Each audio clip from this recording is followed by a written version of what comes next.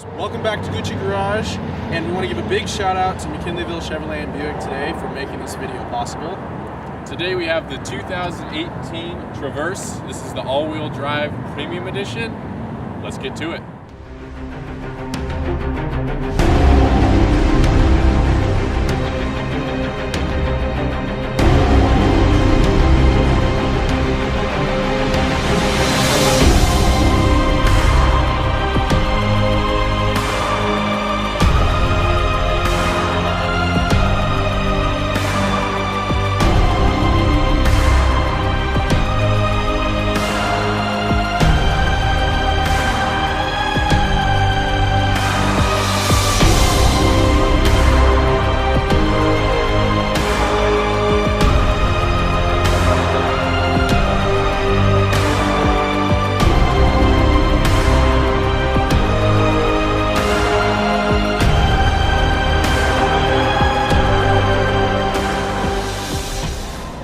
So if you follow me over here, one unique feature of the Traverse that makes it easy getting in and out is the automatic opening trunk lid. You can quickly pull these straps here, throw that down,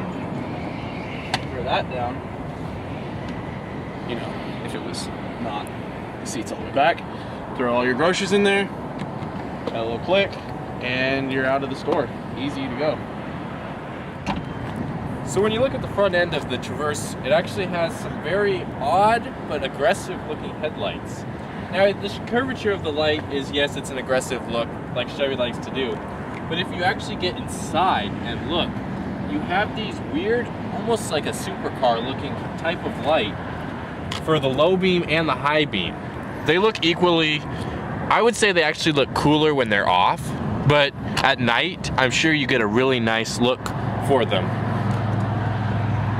You have LED running lights right here, which give you a nice little design when you're driving. But ultimately, they really redesigned the headlight. They redesigned the whole car this year, but the new headlight is really a crazy looking design. What's up, guys? So we're starting out driving in the 2018 Traverse. Very luxurious car, actually.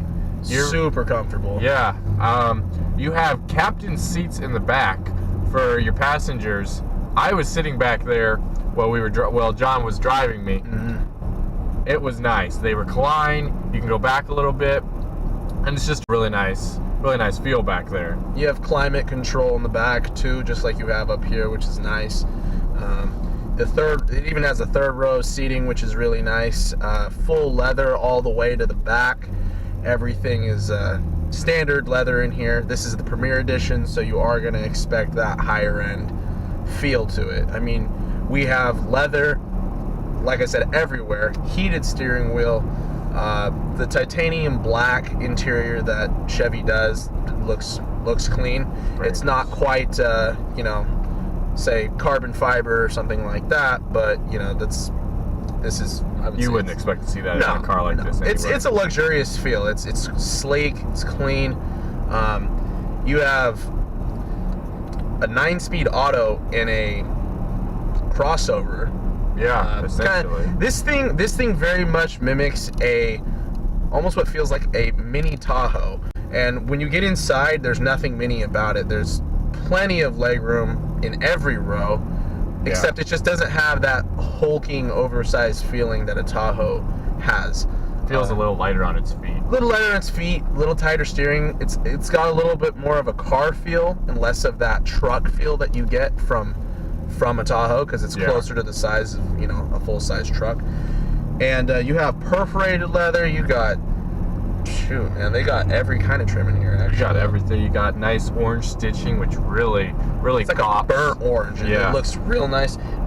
Right here in the middle, this is nice attention to detail. You have to look at this every day, so that's nice to have that. Infotainment.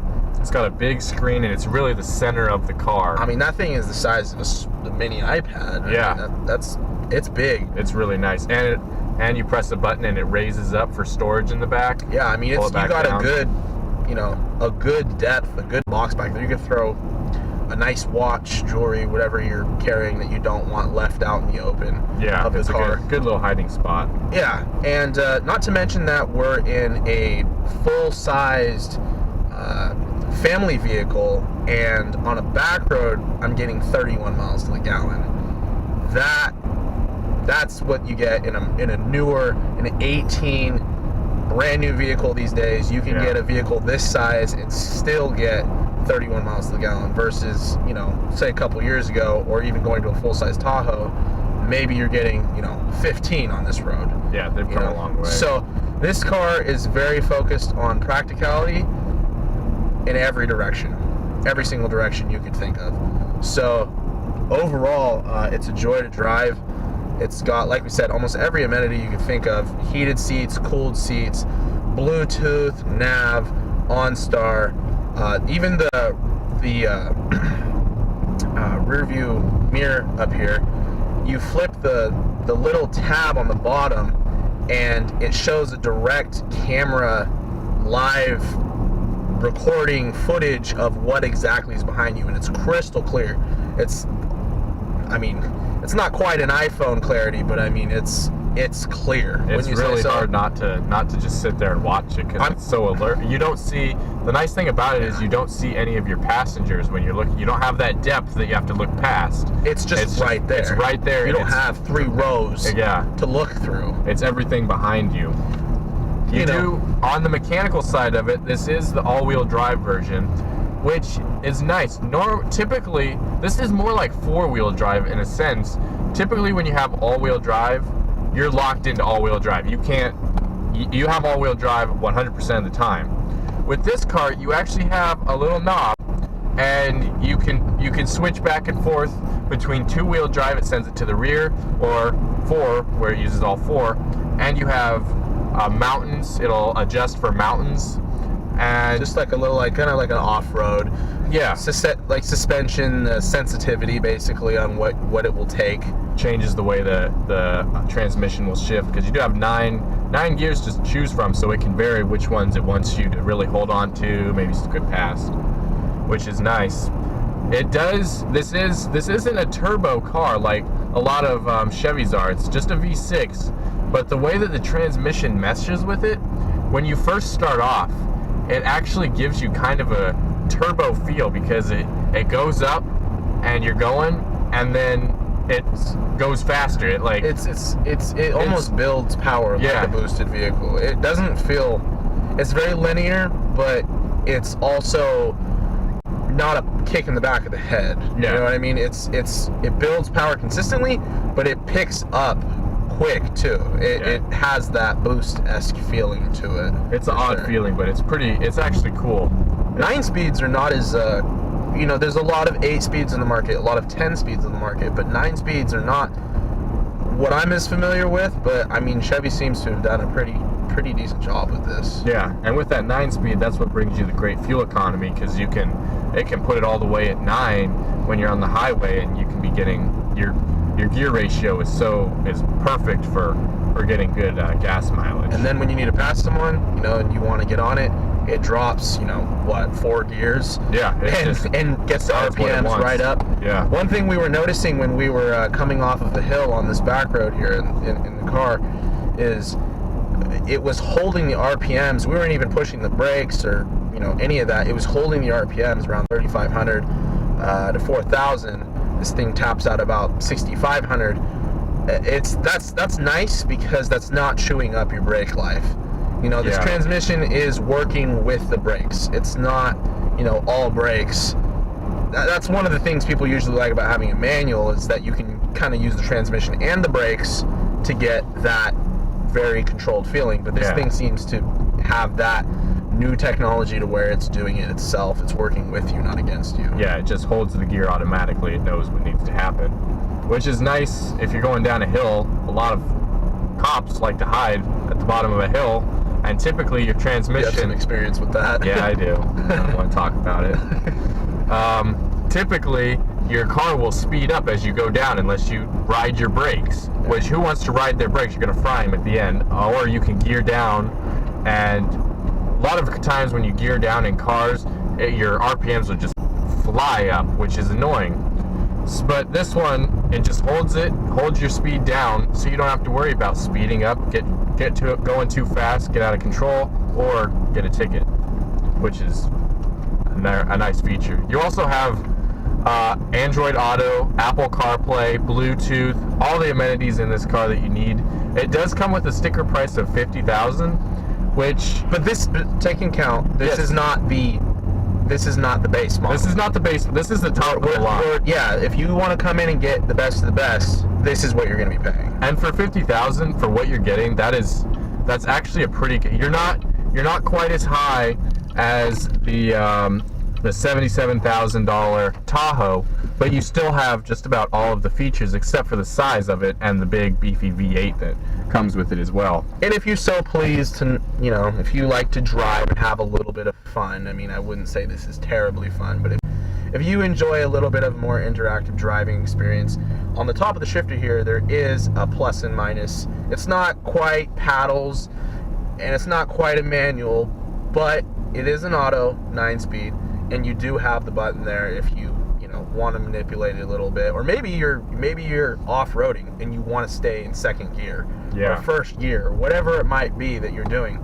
It allows you to do that. This has versatility in the city, in the snow, in the mountains, when you're going to get groceries, when you're taking your kids to soccer, whatever it might be. This is a very, very well-rounded vehicle. It's an all-around. Another little feature that I'll mention for you guys is you do have dual sunroofs. You might be able to see it back here.